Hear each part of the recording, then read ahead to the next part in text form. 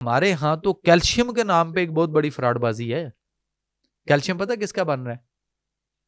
चूना, जो कली हम कभी दीवारों पे करते थे। चूना, जी ये जो भी हुई हुई है ये कैल्शियम है जी, जो तो दीवारों इसको पे खाना शुरू कर चूना दें। कली होती थी, अब तो वो डिस्टेम्पर आ गए, पेंट आ गए ना, तो किसी दौर में चूना कली वो ड्रम में भिगो के तो वो जो करते थे, वो चूना कली जो है वही सारे का पीस के उसकी कैल्शियम बन रही है, और वही सैशे पैकेट में आ रहा है फ्लेवर डाल के, और वही गोलियों में आ रहा है, और पैसे देके खा रहे हैं, पैसे देके।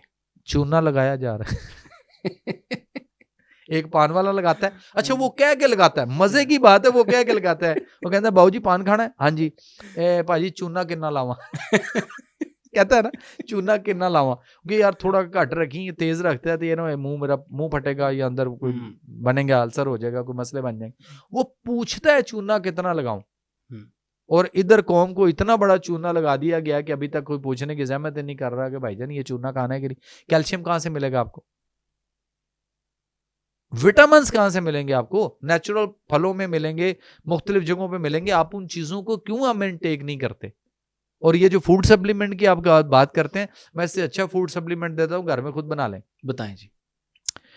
एक पाव खजूर ले लें, एक पाव खजूर जी, नरम वाली खजूर लेनी है, सख्त वाली ना हो, नरम वाली खजूर हो, और खजूर की उसमें से गुठलियां निकाल दें, गुठलियां निकाल दें, और जो पीछे खजूर बचती है गुठली के बगैर, आप उसका वजन करें 1 पाव। बादाम लेकर आए साबुत, यानी वो छिलके वाले, ठीक है।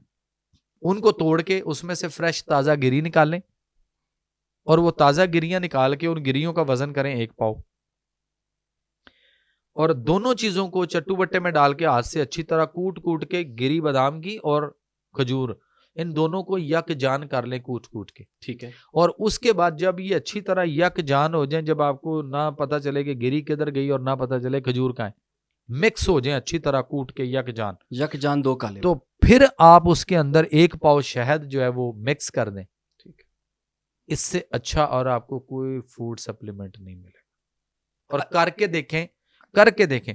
मैंने बहुत सारी जगहों पे ये बताया, लोगों ने, पब्लिक में, कौम ने जहां जहां दुनिया में इसको किया ना सर, वहां से एक मेरे पास वॉइस मैसेज रिकॉर्ड है मेरे मोबाइल पे ऊपर, व्हाट्सएप के ऊपर, कि इनके खाने से उनको जो फायदे हुए और जिस तरह से वो दुआएं दे रहे हैं, करके देखिए। अच्छा, जिन लोगों को ये लो एनर्जी का मसला है कि जी हर बंदा कहता है, आपको नौजवान भी आजकल ना ठुस ही नजर आएगा बेचारा, ऐसे क्यों परेशान। क्यों नजर आएगा ना, ठीक है, बर्गर देखें वो बर्गर सो के उठ रहा पिज्जे है। शवारमे, cold drinks, fast food, junk food, उसके बाद सॉफ्ट ड्रिंक, एनर्जी ड्रिंक्स।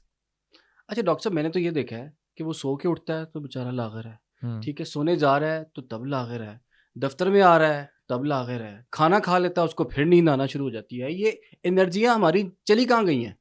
और ये जो आपने भी बताया, इससे एनर्जी बहाल हो जाएगी।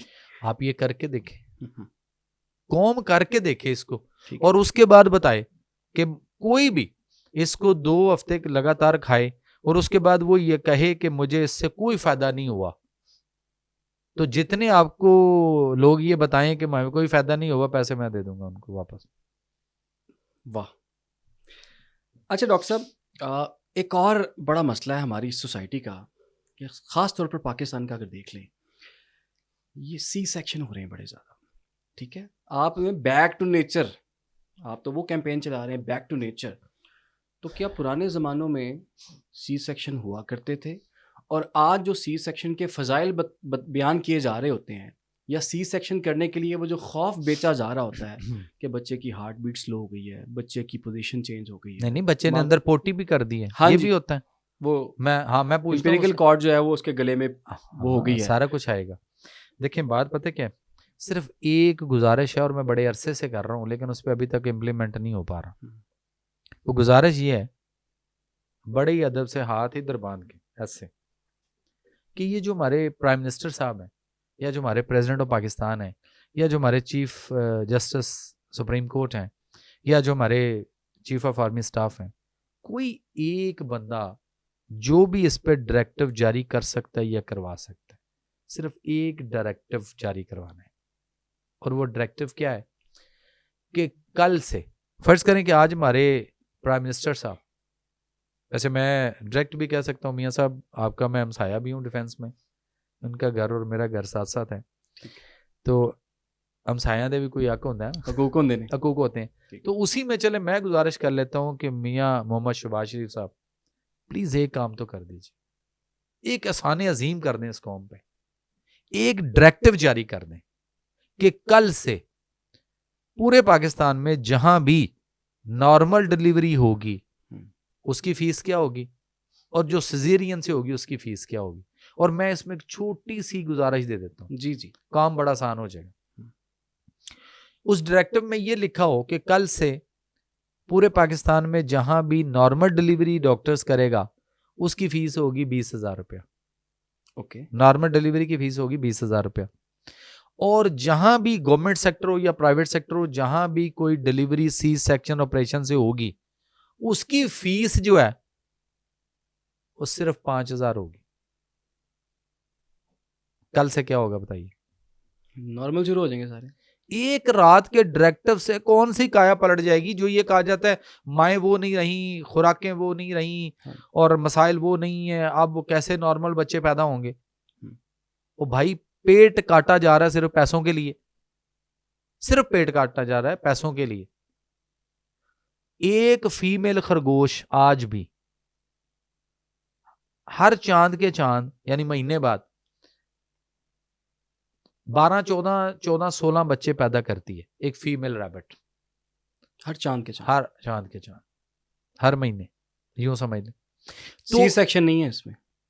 सर मैंने कहा कि वो 12, 14, 16 बच्चे कम से कम पैदा करती है, उसका एक भी दफा सी सेक्शन नहीं, उसका एक भी नहीं अड़ रहा, उसका एक भी प्रॉब्लम नहीं हो रही, कोई हर्डल नहीं हो रही। किसी भी जानवरों वाले डॉक्टर ने उसको ये नहीं कहा होगा कि तुम्हारे बच्चे की हार्ट बीट जो है वो आगे पीछे हो गई है, या उसकी पोजीशन चेंज हो गई है, या वो रैबिट की अच्छा जान चलिए को ऐसा खतरा कर है। लेते हैं ना, ऐसा कर लेते हैं हम, जरा कौम को कहते हैं कि आए जरा गूगल पे सर्च तो मारें कहीं। ठीक है।